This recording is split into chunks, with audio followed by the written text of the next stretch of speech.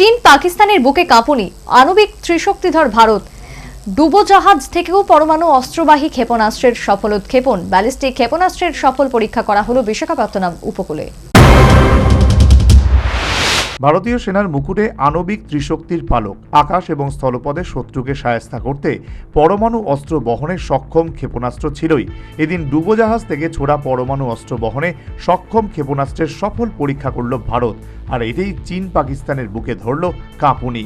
পরমাণু বিদ্যুৎ চালিত ডুবোজাহাজ আইএনএস আরিঘাত থেকে এই ব্যালিস্টিক ক্ষেপণাস্ত্রের সফল পরীক্ষা হয়েছে। ভারতের কাছে এই মুহূর্তে পরমাণু শক্তি চালিত সাবমেরিন রয়েছে দুটি, তার একটি হলো আইএনএস আরিহান্ত এবং অন্যটি আইএনএস আরিঘাত।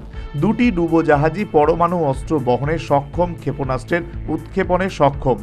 সেনা সূত্রে খবর, আগামী বছরের মধ্যে একই ধরনের আরও একটি ডুবোজাহাজ তৈরি করে ফেলবে ভারতীয় সেনা।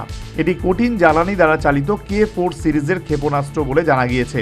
৩,৫০০ কিলোমিটার দূরের লক্ষ্য বস্তুতে আঘাত হানতে সক্ষম মিসাইলটি বঙ্গোপসাগরের বিশাখাপত্তনম উপকূল থেকে এই ক্ষেপণাস্ত্রের সফল পরীক্ষা করা হয়।